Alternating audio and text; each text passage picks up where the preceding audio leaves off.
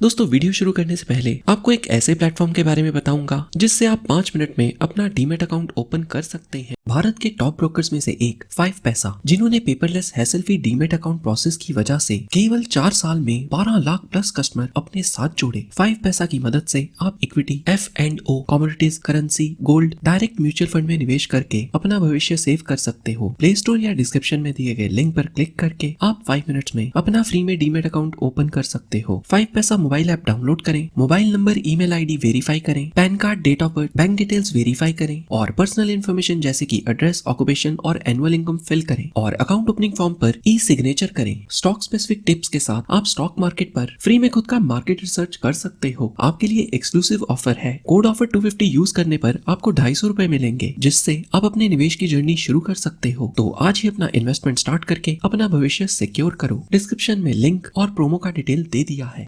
जय श्री कृष्ण। दोस्तों स्वामी विवेकानंद जी की जयंती वाले दिन जॉय भट्टाचार्य ने यह ट्वीट करके कहा था कि स्वामी जी ने कहा है कि आप स्वर्ग के पास खुद को महसूस करोगे जब आप गीता पढ़ने की बजाय फुटबॉल खेलोगे। और ट्वीट के नीचे ही किसी ने लिखा है, अगर किसी और ने ऐसा कहा होता तो उसको गीता का अपमान करने के लिए एंटी नेशनल और एंटी हिंदू घोषित कर दिया गया होता और उस व्यक्ति के ऊपर IPC की धाराओं पर केस भी चलता। तो क्या सच में स्वामी विवेकानंद जी ने श्रीमद् भगवत गीता का अपमान किया?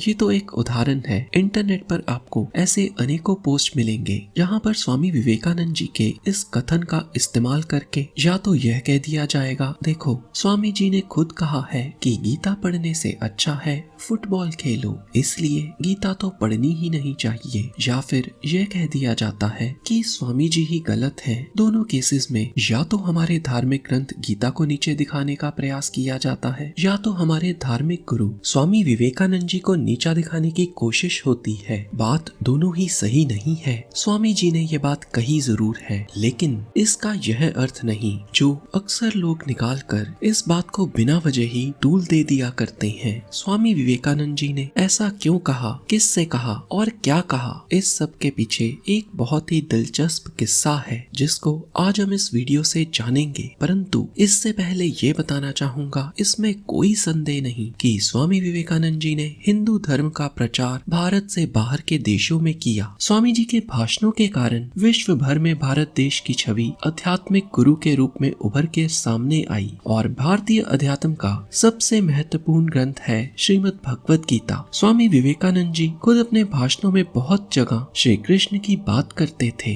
The complete work of Swami Vivekananda ji अगर आप पढ़ेंगे तो आप देखेंगे बहुत जगह स्वामी जी ने गीता के श्लोक बताए हैं। स्वामी जी को पूरी की पूरी गीता याद थी, तो इस बात से ये तो स्पष्ट है स्वामी जी श्री कृष्ण की या गीता के किसी भी तरह विरोध में तो नहीं थे। परंतु अब उलझन पैदा होती है, क्या स्वामी जी के अनुसार फुटबॉल खेलना बेहतर है गीता पढ़ने से? क्योंकि स्वामी जी की ये बात बहस का मुद्दा बन जाती है। कुछ सनातन धर्म के लोग भी इस बात से आहत हो जाते हैं। असल में इस कथन में कुछ सच्चाई है और कुछ लोग अपनी तरफ से ही मनगढ़ंत बातें बना देते हैं और लोग जो बात गीता और स्वामी जी को जोड़कर बोलते हैं वह मैं अपने मुंह से कहना भी नहीं चाहूंगा। तो आज हम इसी को जानेंगे कि क्या स्वामी जी का सच में मानना है कि गीता पढ़नी ही नहीं चाहिए। असल में स्वामी जी का यह कथन स्वामी जी की किताब lectures from Colombo to Almora का हिस्सा है। स्वामी जी के पूरे शब्द हैं, हम तोते की तरह बहुत से शब्द बोलते हैं, परंतु जो हम बोलते हैं उसको करते नहीं। कुछ बोलना और फिर उसको ना करना हम सभी की आदत बन गई है। इसका कारण है हमारा मानसिक स्तर पर कमजोर होना। जरूरत है हमें हमारे दिमाग को शक्तिशाली बनाने की। पहले हम सबको मानसिक स्तर पर मजबूत होना होगा, तभी हम धर्म को समझ पाएंगे।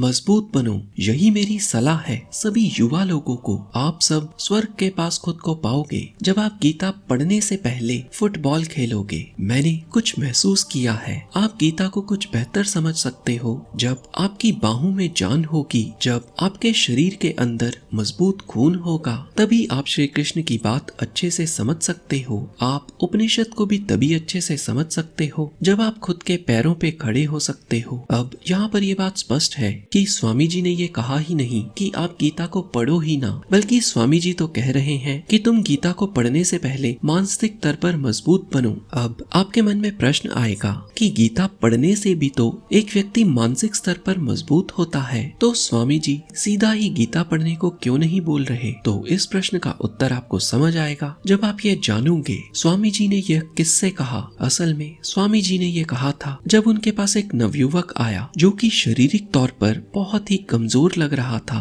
और वह स्वामी जी से श्रीमद् भगवत गीता के श्लोक के अर्थ समझना चाहता था। स्वामी जी लड़के को देखकर ही समझ गए थे कि लड़के में तमोगुण बहुत ही अधिक है और तमोगुण वाला व्यक्ति बहुत ही आलसी होता है। आपने बहुत से लोग देखे होंगे जो गीता खरीद तो लेते हैं परंतु पढ़ नहीं पाते, टाल मटोल करते रहते हैं। तो ऐसे व्यक्ति के लिए स्वामी जी ने कहा था कि उसको पहले शारीरिक तौर पर मजबूत होना होगा, तभी वह गीता जैसे महान ग्रंथ को समझ सकेगा। स्वामी जी ने पूरे युवा वर्ग को स्वस्थ रहने को कहा है, क्योंकि स्वस्थ मन स्वस्थ शरीर में रहता है। इसीलिए उन्होंने गीता पढ़ने से पहले उस युवक को फुटबॉल खेलने की सलाह दी। हरे कृष्णा।